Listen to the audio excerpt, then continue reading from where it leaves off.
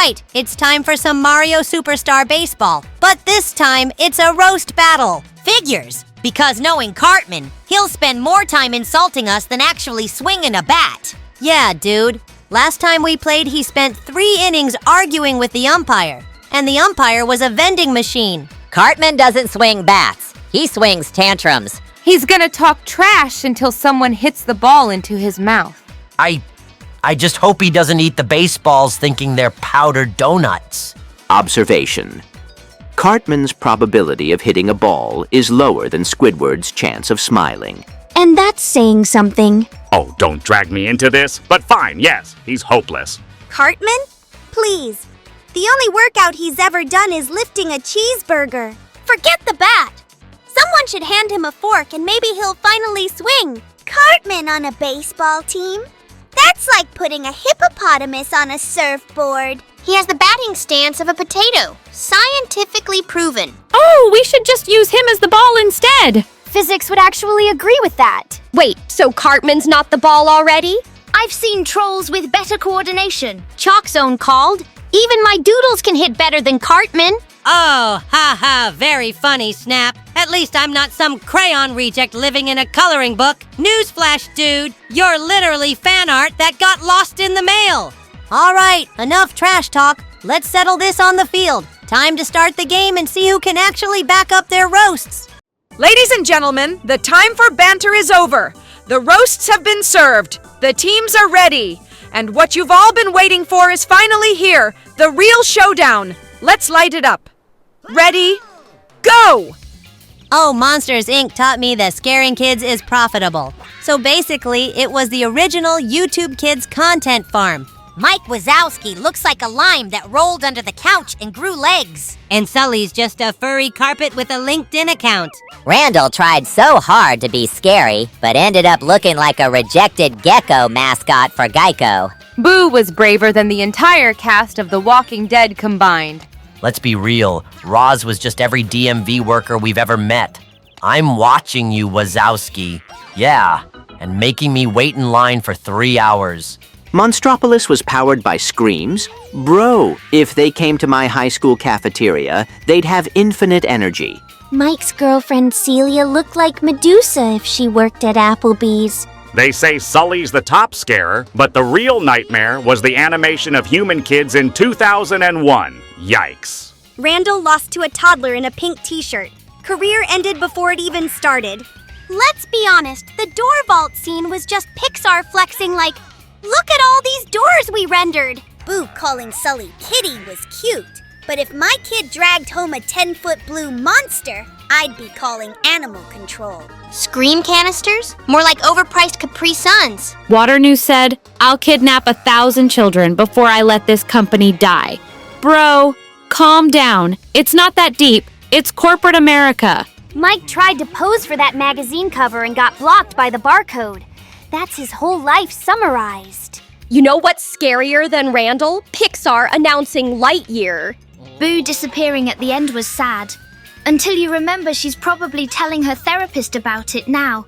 Yeah, I had 2 monster dads. Sully cried at the door at the end. Man, same. But also Pixar, stop emotionally traumatizing us in G-rated films. Hey, Craig, did you know Malaysia has no cars driven from Thailand and Singapore, as well as no parallel import JDM cars? Kinda like you, completely cut off and irrelevant. What in Tinkatuff's name are you even talking about? Malaysia does have cars coming in from Thailand and Singapore. And parallel import JDM cars? They're everywhere. You don't know cars. You don't know geography. You don't know anything. Dude, Squidward's car knowledge is worse than his clarinet solos. Yeah, he probably thinks Proton and Perodua are Thai car manufacturers. Respect my authority. Peninsular Malaysia and Singapore share the same time zone as Jakarta, Thailand, Vietnam, Laos, and Cambodia, which are both UTC+7. Squidward, you're like a broken encyclopedia. Everything sounds official, but it's all wrong. Actually, let's set the record straight. Malaysia does have cars driven from Thailand and Singapore, plus plenty of parallel import JDM cars. And Peninsular Malaysia and Singapore are in UTC+8, not UTC plus 7. Honestly, Squidward, your facts are as out of tune as your clarinet. Wait, so Singapore isn't in Indochina time? Then why did I pack a Nintendo 64 on it? Because, Star, you were listening to Squidward instead of reality. Oh, reality! I love that show! Wait, are we talking about like reality TV or the boring kind where you have to do math? She really thinks reality is a channel. That actually makes more sense than Squidward's geography lessons. I'd prefer reality TV over this nonsense. LazyTown? More like Cringe Town. Who greenlit a show where the villain looks like he owns a Spirit Halloween store year-round? Robbie Rotten wasn't scary. He just looked like a wax figure of Jim Carrey melting in the sun. And Sportacus? Bro was just a gymnast who broke into people's houses to tell kids to eat apples. Chill! Stephanie pulled up with pink hair like she was the budget anime protagonist of PBS. Pixel sat in front of that giant computer all day. Man was just preparing for his Twitch career. Ziggy loved candy so much, I'm shocked the kid didn't end up in a toothpaste commercial. Stingy out here saying, it's mine. Yeah, and so is your parents' mortgage, kid. Relax. Pixel's graphics looked like Roblox beta testing in 2004. LazyTown had puppets that looked like Fever Dream Muppets. Tell me Trixie wasn't the knockoff Elmo's evil cousin. Sportacus flipping around every episode like he's auditioning for Ninja Warrior Iceland Edition. Robbie's disguises? Bro, a fake mustache doesn't make you unrecognizable. You're still the only adult in town. They sang We Are #1 like it was an anthem, but still couldn't beat one dude in spandex. Stephanie dancing with puppets. Girl, call CPS, because those weren't friends. Those were ventriloquist dummies with trauma. Sportacus had an airship stocked with apples, so basically he was DoorDash before DoorDash. LazyTown tried to teach health, but watching it made me want to sit on the couch and eat Doritos. Stingy owning everything? Yeah, bro, explain why your eyebrows are glued on with Elmer's then. Robbie's idea of evil plans was mild inconvenience. Like, bro, go steal a bike or something. LazyTown was supposed to inspire kids, but all it inspired was YouTube poop edits. Hey, Clank, answer me this.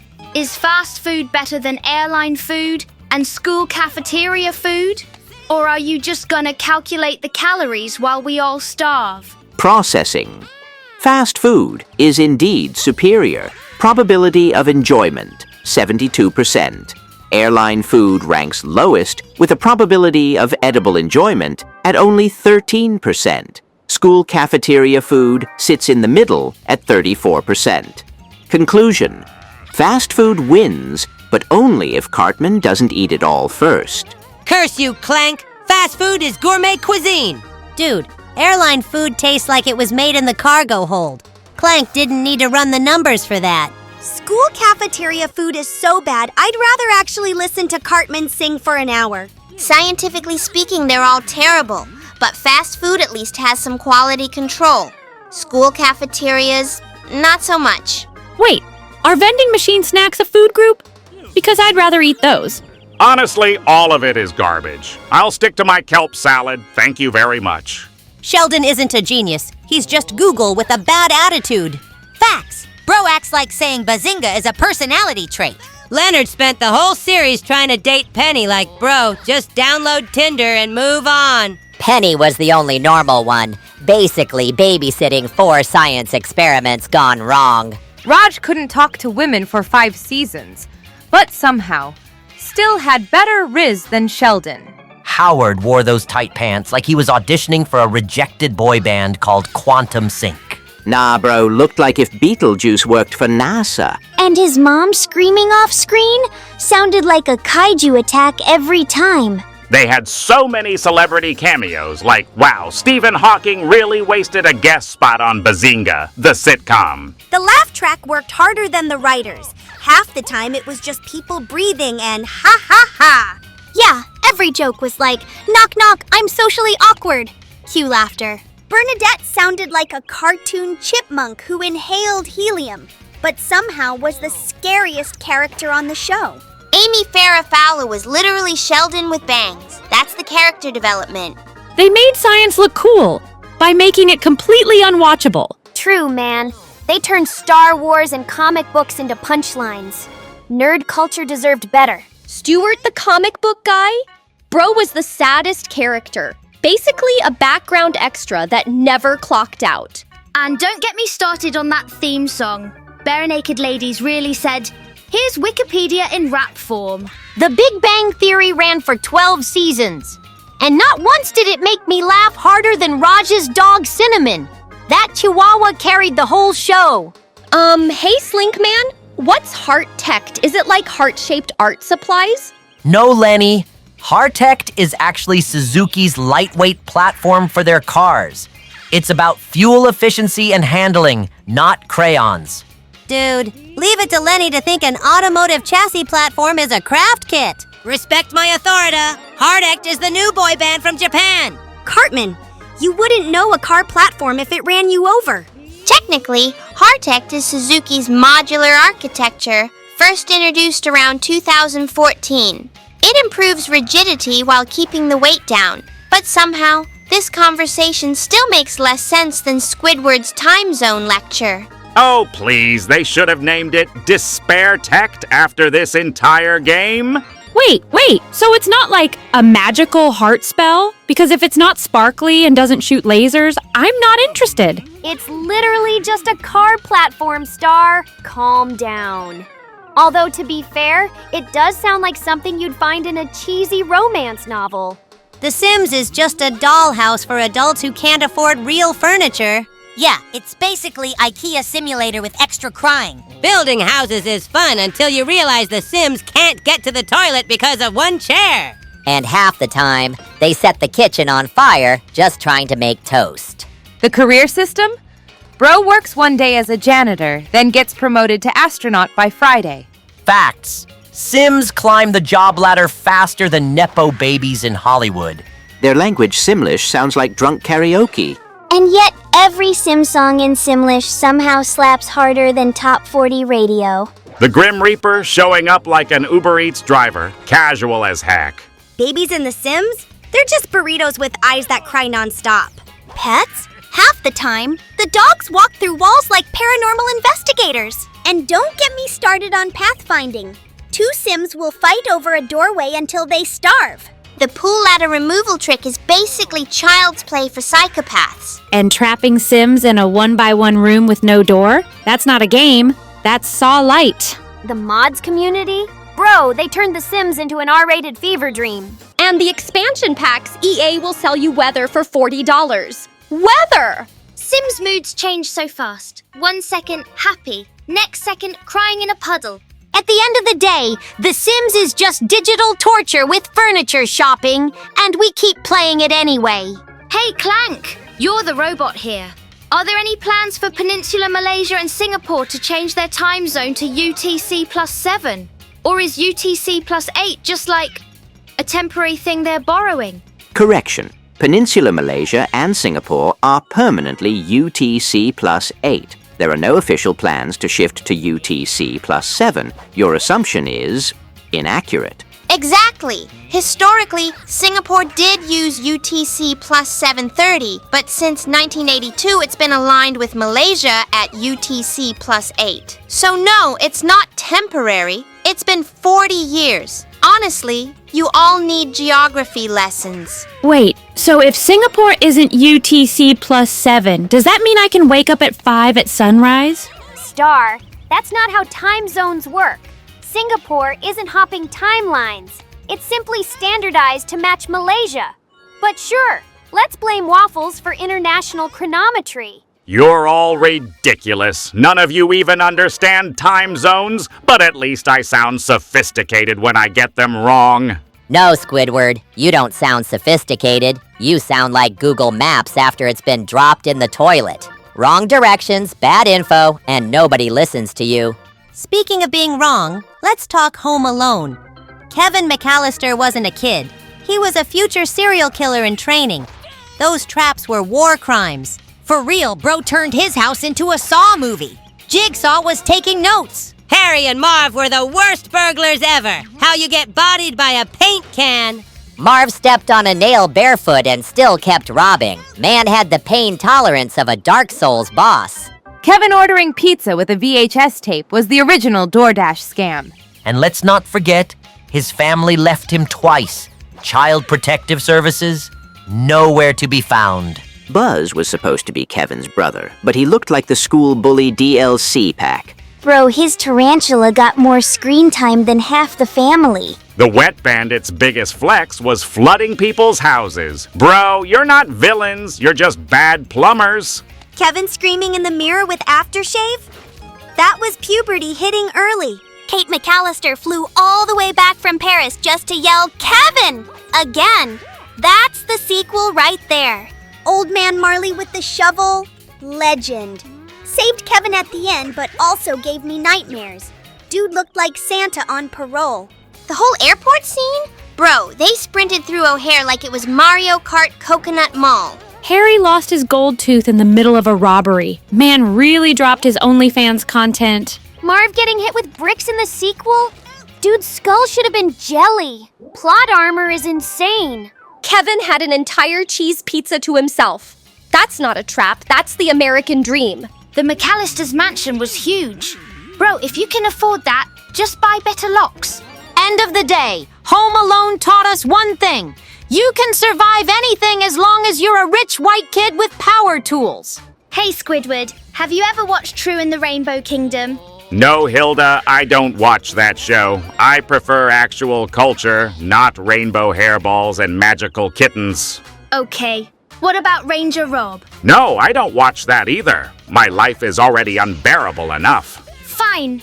But what about Jelly Jam? You've at least seen that, right? Hilda, I already told you, I don't watch that show. I don't watch any of those shows. I get enough childish nonsense from SpongeBob every single day.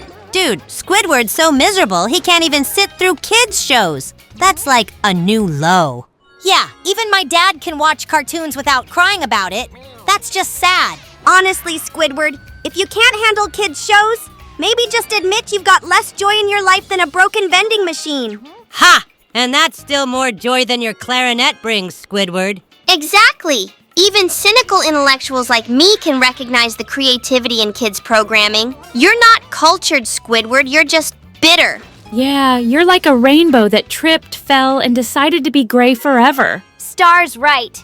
Squidward, you've managed to turn joy itself into a funeral march. Even chemistry textbooks have more color than your personality. Wait, chemistry books have colors? I thought they were, like, all black and white with math scribbles. At this point, I'd rather be locked in a lab with exploding beakers than keep listening to this nonsense. Speaking of nonsense, let's talk about Charlie and the Chocolate Factory. Dude, Johnny Depp's Willy Wonka looked less like a chocolatier and more like a rejected Hot Topic manager. Yeah, he wasn't whimsical. He was creepy uncle at the family reunion levels of weird. Charlie's family was so poor they lived in a house that leaned harder than Pisa. 4 grandparents in one bed? Nah, that wasn't poverty. That was pure laziness. Grandpa Joe jumped out of bed like he was cured by golden ticket healthcare. Yeah, dude was bedridden for 20 years, then suddenly moonwalking to the factory. Fraudulent. Augustus Gloop didn't fall in the chocolate river. He was just speedrunning diabetes. Veruca Salt wanted everything, and what she got was the world's most expensive garbage chute ride. Violet Beauregard turned into a blueberry. Girl basically invented the world's first human fruit gusher. Mike TV got zapped into pixels. Bro was just early access Minecraft Steve. And the Oompa Loompas copy-pasted one dude 100 times. Budget was tighter than Grandpa Joe's spine. Their songs were supposed to be fun, but they sounded like cult recruitment jingles. The squirrels tested nuts better than most scientists. Honestly, PETA should have shut the factory down. Willy Wonka's backstory about his dentist dad? Bro, I didn't need a Candy Batman origin story. And those flashbacks had Christopher Lee as a dentist. Man went from Dracula to cavities. Charlie was the most boring protagonist. His superpower was being nice. Congrats! The entire movie was just kids getting yeeted one by one until Charlie was last by default. At the end of the day, the real horror wasn't the factory. It was sitting through Johnny Depp's haircut for 2 hours. Ah, this is getting boring. I could be at home perfecting my clarinet, but no. I'm stuck here listening to insults fly faster than baseballs. Hang in there, Squidward. Either way, the roast battle's almost over, and so's the game. Just hold it together for one last inning. Yeah, and when I win, I'm taking the trophy, the snacks, and half of Wendy's team's dignity. Cartman, you don't even have dignity, so don't talk about stealing it. Honestly, the roast ratio's been heavier than the batting average all night. That alone should prove we're done here. Yeah, you're right, Lisa. Game's over, roasts are over. We're calling it here, guys. And that's the end of it, folks. After all the chaos, it looks like Stan's team has roasted their way to victory against Wendy's team. And the MVP of today's roast battle goes to Clank for dropping precision burns with mechanical accuracy. Thank you. Calculations show that sarcasm plus timing equals optimal roasting efficiency. It appears I was highly effective. Well, I didn't see that coming. Guess the robot really did out-roast all of us. Figures. Only Clank would turn roasting into a math problem and still win. What? Are you kidding me? A tin can gets MVP over me. This whole thing is rigged, I swear. Cool, the toaster wins. Let's all clap and go home. Honestly, I respect it. Precision burns? That's style points in my book. Wow, Clank, you really surprised everyone. I'm proud of you. Ugh, whatever. The spotlight should have been mine, but fine. Congrats, Robo-Boy. Wonderful. The robot wins, the diva sulks, and I'm still wasting my talent here. At least now I can finally go home and perfect my clarinet, which, thankfully, doesn't involve listening to any of you. I hate to admit it, but Clank really did deserve it. Respect where it's due. Okay, fine. But he's still just a talking alarm clock with legs. MVP? More like MVB. Most valuable bucket of bolts. Actually, giving the MVP to Clank makes perfect sense. Statistically, his roasting efficiency was flawless. Clank wins? Cool. Does this mean he gets like a magical crown or something? 'Cause I can totally make one. I respect this outcome. Logic and consistency always win, even in comedy. Wait, so the blender guy won? Hooray for kitchen appliances! Honestly, I think it's sweet. Clank earned it fair and square. Well, I guess even my doodles can't top Robo Roasts. Props, Clank! All right, I guess that's it for today. Likes, comments, and subscriptions are always appreciated, and I'll catch you all next time.